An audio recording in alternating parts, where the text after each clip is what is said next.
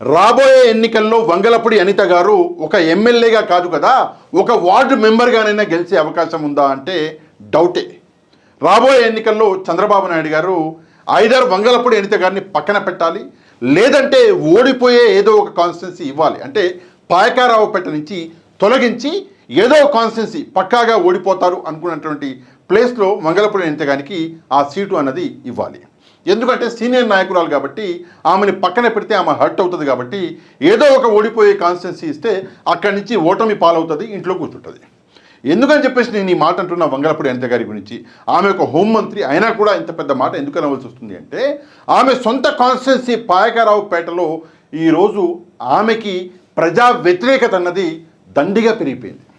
ఎంతలా పెరిగిపోయింది అంటే ఆమె ఓన్ కాన్స్టిట్యున్సీ పాయకారావుపేటలో ఆమె ప్రజలతో కలవలేకపోతున్నారు, కనీసం పర్యటించలేకపోతున్నారు. ఆమె పర్యటిస్తున్నారు, ఆమె కాన్స్టిట్యున్సీకి వస్తున్నారు అనగానే పాయకారావుపేట ప్రజలు వెళ్ళి ఆమెని నిలదీస్తున్నారు. ఆ భయంతో మేడం కూడా ఎక్కువ వెళ్ళట్లే పాయకారావుపేటకి, అప్పుడప్పుడు వెళ్తున్నారు. ఆ అప్పుడప్పుడు ఎప్పుడు అంటే ఈరోజు పాయకారావుపేటకి మేడం అంటే ఆమె కాన్స్టిట్యున్సీకి వెళ్ళారు. ఆమెతో పాటు అనగాని గారు, కొల్లు రవీంద్ర గారు ఇద్దరు కూడా వెళ్ళారు. అక్కడ ఒక చేదు అనుభవం అన్నది మేడంకి మళ్ళొకసారి జరిగింది. ముందుగా ఆ చేదు అనుభవం ఏంటో ఒకసారి చూడండి, కొంచెం జాగ్రత్తగా వినండి. దాని తర్వాత మనం ముందుకెళ్దాం, ఎందుకంటే ఇంకా చాలా ఉంది మాట్లాడేది. ఇక్కడ మనం చూసుకుంటే ఈ వీడియోని జాగ్రత్తగా చూడండి. సరే వినకపోయినా, ఎందుకంటే వెనకాల బ్యాక్గ్రౌండ్లో సాంగ్ ఉంది, ఎక్కువ ఆడియో వినిపించలేను, వీడియో మొత్తం వినిపిస్తా. కొంచెం జాగ్రత్తగా చూడండి. ఇక్కడ చూడండి మేడం, మేడం ఉన్నారు అంటే సౌండ్ తీసేసిన. కొంచెం జాగ్రత్తగా చూడాలి, మీరు ఎక్కడ కూడా స్కిప్ చేయకండి.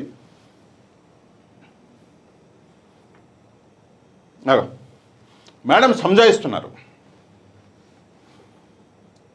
అక్కడ ఇక్కడ మేడం కనిపించారు, కొల్లు రవీంద్ర గారు అనగాని గారు పక్కన కూడా దాచుకున్నాడు. అంటే దాచుకున్నాడు అంటే కనిపిస్తలేడు. సంజాయిస్తున్నారు. సంజాయించుకోవాలి. వీళ్ళెవరు అంటే మూలపేట వాసులు, మూలపేట ప్రజలు. వీళ్ళు మేడం దగ్గరికి వచ్చి మా భూములు అడిగి మా భూములు తీసుకున్నారు, లాక్కున్నారు, మా పరిస్థితి ఏంది, ఎలాంటి కంపెన్సేషన్కి మేము ఇంతవరకు నోచుకోలేదు, మా పరిస్థితి ఏంది, మా జీవితాలు మా బతుకులు రోడ్డున పడ్డాయి, మా పరిస్థితి ఏంది అని చెప్పేసి ఇక్కడ మేడంని మూలపేటకి సంబంధించినటువంటి అక్కడ నివసించేటటువంటి ప్రజలు వచ్చి నిలదీస్తున్నారు. మంచి విషయం ఏంటంటే యంగ్ అమ్మాయిలు ఆమెని ప్రశ్నిస్తున్నారు. ఇది చాలా మంచి విషయం. అంటే పొలిటికల్గా మనలో ఒక అవేర్నెస్ అనేది రావాలా. ఈ రాజకీయ నాయకులు ఏం దేవుళ్ళు కారు, తప్పు చేస్తే నిలదీస్తాము అని చెప్పేసి ప్రజలు కూడా అర్థం చేసుకోవాలా. నో డౌట్ పాయకారావుపేట ప్రజలు చాలా డేరింగ్ అయినటువంటి ప్రజలు. ఇంకో వీడియో చూపిస్తా, వాళ్ళ డేరింగ్ ఏందో క్లారిటీగా మీకు అర్థమవుతుంది. అంతకంటే ముందు వీడియో చూస్తున్న వాళ్ళు దయచేసి వీడియో కింద ఉన్నటువంటి లైక్ బటన్ ప్రెస్ చేయాలి మీరు. ఎందుకంటే మనం కష్టపడుతున్నాం, జనాలకి నిజాలు తెలియాలి కాబట్టి మీరు ఒక లైక్ చేస్తే వీడియో ఆటోమేటిక్గా వైరల్ అవుతుంది. ఇక పాయకారావుపేట ప్రజల డేరింగ్ ఎట్లుంటుందో చెప్పనా, ఒక హోంమంత్రిని చూపిస్తా. అగో సౌండ్ కూడా వేస్తా. ఇది హోంమంత్రి వంగలపూడి అనిత గారి కాన్వాయ్. ఇది ఇప్పటి వీడియో కాదు, కొద్ది రోజుల క్రితం వీడియో. కానీ సబ్జెక్ట్ అదే, విషయం అదే, టాపిక్ అదే. అందుకే ఈ వీడియో మళ్ళీ ప్లే చేస్తున్నా. పాయకారావుపేటకి మేడం వెళ్ళారు వంగలపూడి అనిత గారు. ప్రజలు ఏం చేశారు,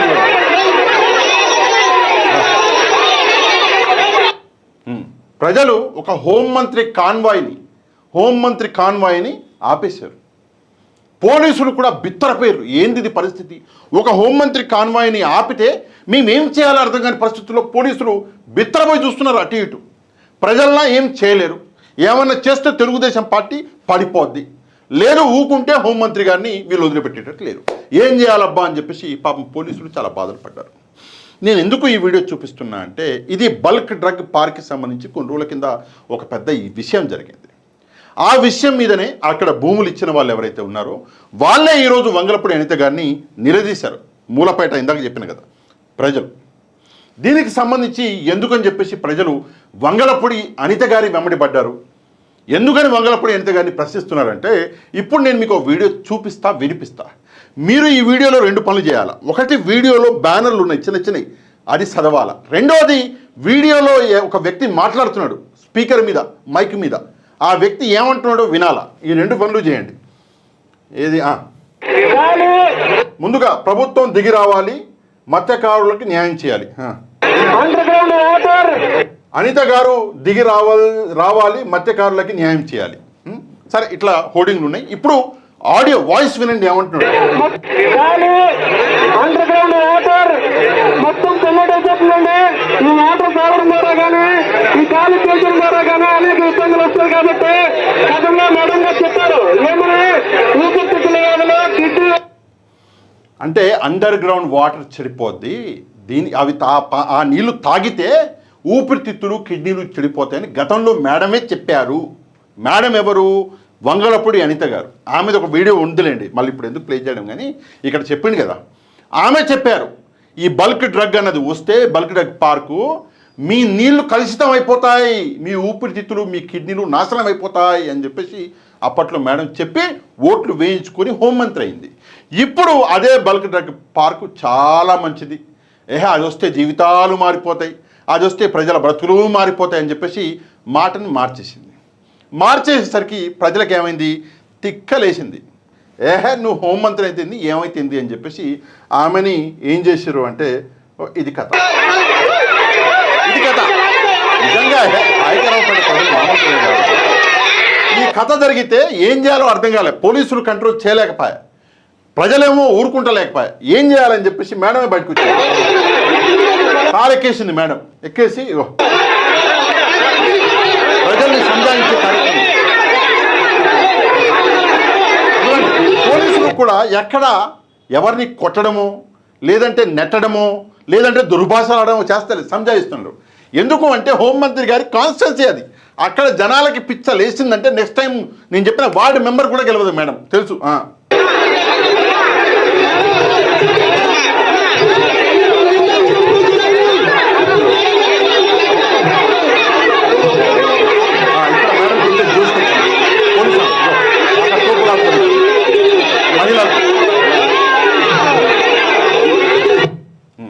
వంగలపూడి అనిత గారు ఫైనల్గా ఆమె కారు ఎక్కింది.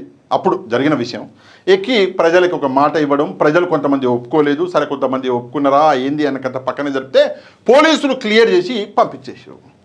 అంటే నేనేం చెప్పాలనుకుంటున్నా అంటే, వంగలపూడి అనిత గారికి ఆమె సొంత కాన్స్టిట్యున్సీలో ఈరోజు ఎంతలా ప్రజా వ్యతిరేకత పెరిగిపోయింది అంటే నెక్స్ట్ టైం గెలవడం కష్టం. సరే, ఎందుకు పెరిగిపోయింది ఇది మనం ఆలోచించాలి కదా, ఊరికే మనం మాట్లాడుకుంటూ పోతే కుదరదు కదా.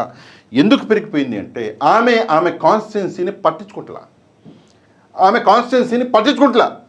కాన్స్టిట్యున్సీ పనులు ఎవరి చేతిలో పెట్టారు ఏంది అన్నది అందరికీ తెలిసిన విషయమే, నేను ఇక్కడ కొత్తగా చెప్పక్కర్లా. ఆమె కాన్స్టిట్యున్సీని పట్టించుకుంటలా, ఒకటి. రెండు, ఆమె బాధ్యతల్ని ఆమె పట్టించుకోవట్లే. ఒక హోంమంత్రిగా, ఒక ఎమ్మెల్యేగా ఆమె బాధ్యత ఏంది? ఒక ఎమ్మెల్యేగా తన కాన్స్టిట్యున్సీలో కావాల్సినటువంటి మంచి చెడు ప్రజలకు కావాల్సినటువంటి ఇచ్చినటువంటి మాటల్ని నెరవేర్చుకోవడం అన్నది ఆమె ఎమ్మెల్యేగా ఆమె బాధ్యత. ఆమె ఆ బాధ్యత చేస్తున్నారా అంటే ఇందాక చూసినాం, ప్రజలే తిరగబడ్డారు. అక్కడ ఒక ఎమ్మెల్యేగా వంగలపూడి అనిత గారు ఫెయిల్ అయిపోయారు. ఇక ఒక మంత్రిగానైనా పాస్ అయ్యరా అంటే ఇంకా దరిద్రం అయితే మనం అసలు మాట్లాడకూడదు, పాస్ అయ్యరా ఫెయిల్ అయ్యరా అన్నది. ఎందుకంటే ఆ దరిద్రం కిందకి వస్తుంది. ఎందుకు నేను ఈ మాట మాట్లాడుతున్నా అంటే, ఆంధ్రప్రదేశ్ పోలీసు వ్యవస్థ రెండవ స్థానము 4వ స్థానంలో ఉన్నటువంటి పోలీసు వ్యవస్థని 36వ స్థానానికి దిగజార్చారు మేడం. 36వ స్థానం అంటే చివరి స్థానం. మన భారతదేశంలో ఉన్న దేశాలు మొత్తం యూనియన్ టెరిటరీలు కలుపుకుంటే 36 ఉన్నాయి, అందులో మనం 36వ స్థానంలో ఉన్నాం, అంటే చివరి స్థానంలో ఉన్నాం. ఇది వంగలపూడి అనిత గారు చేసినటువంటి, ప్రజలకు చేసినటువంటి మంచి. ఇంతకంటే ఘోరం మరొకటి ఉంటుందా? దయచేసి సమాధానం ఇవ్వాలి. ఇక చంద్రబాబు నాయుడు గారు ఏదైతే ర్యాంకింగ్ ఇచ్చింది కదా ఆయన మంత్రిత్వ శాఖలకి, ఆ ర్యాంకింగ్లో కూడా మేడం 20వ స్థానంలో ఉంది. ఇంకా అంటే పోలీసు వ్యవస్థ నాశనం, పని చేయడంలో వంగలపూడి అనిత గారు ఉన్నదే 25 మంది మంత్రులు, అందులో మేడం 20వ స్థానంలో ఉన్నారు.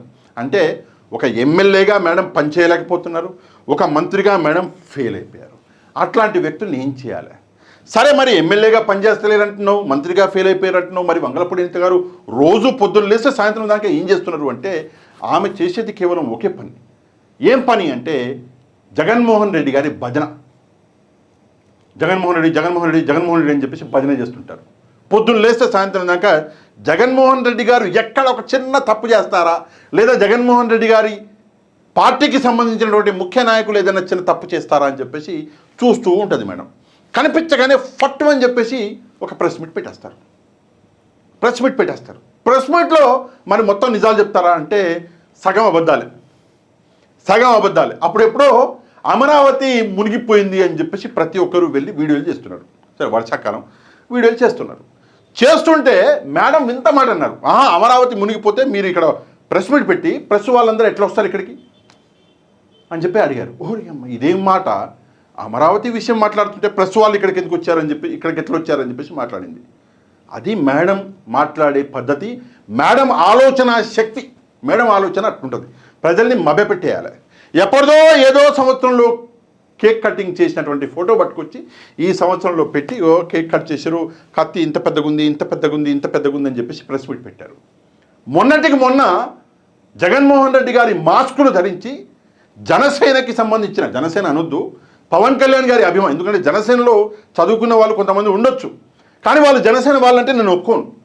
పవన్ కళ్యాణ్ గారి సోకాల్డ్ అభిమానులు, పవన్ కళ్యాణ్కి ఉన్న ఇజ్జత్ తీసినటువంటి ఆ అభిమానులు ఏం చేశారు, జగన్మోహన్ రెడ్డి గారి మాస్కులు, అల్లు అర్జున్ గారి మాస్కులు పెట్టుకొని వీరంగం చేస్తే మరి వాళ్ళ మీద హోంమంత్రి గారి కోపం రాలేదే? బర్త్డే చేసుకున్న వాళ్ళ మీద వచ్చిందా? కత్తి ఇంత ఉండాలి అని చెప్పేసి మేడం మాట్లాడారు. మరి ఇట్లా మాస్కులు పెట్టుకొని గలీజ్ పనులు చేయొద్దురా అని చెప్పేసి వాళ్ళని తీసుకొచ్చి మొత్తం బొక్కలు ఎరగొట్టి రోడ్డు మీద నడిపించరు. ఎందుకు నడిపించారంటే అదే కదా ప్రాబ్లం. చూడు, ఒకవైపే చూడు. నేను చాలాసార్లు చెప్పే డైలాగ్ బాలకృష్ణ గారిది, వంగలపూడి అనిత గారికి కేవలం ఒకటే కనిపిస్తుంది, ఒకవైపే. సరే, ఏదేమైనప్పటికీ కూడా వంగలపూడి అనిత గారు ఆమె కాన్స్టిట్యున్సీలోనే ఒక ఎమ్మెల్యేగా ఫెయిల్ అయినారు, ఒక మంత్రిగా దారుణంగా విఫలమైనారు. రాబోయే రోజుల్లో వంగలపూడి అనిత గారి రాజకీయ జీవితం ఏంటి అంటే అగమ్య గోచరం. సరే, అగమ్య గోచరం అంటే ఏందో మీకు తెలిస్తే ఒకసారి కమెంట్ చేయండి. ఈ వర్డ్ వాడతారు జనరల్గా. సరే, ఏదేమైనప్పటికీ కూడా వీడియోని లైక్ చేయడం మాత్రం మర్చిపోవద్దు. ఒక లైక్ చేస్తే వీడియో ఆటోమేటిక్గా వైరల్ అయ్యే అవకాశం ఉంటుంది కాబట్టి ఒక లైక్ చేయండి. అండ్ మీకు తెలిసిన వాళ్ళకి, అంటే నా మీద ప్రేమ ఎక్కువైతే మీకు తెలిసిన వాళ్ళకి నా ఈ వీడియోని వాట్సాప్ ద్వారా షేర్ కూడా చేయండి. నెక్స్ట్ వీడియోలో మళ్ళీ కలుద్దాం. అంతవరకు థ్యాంక్ యూ వెరీ మచ్. జై హింద్.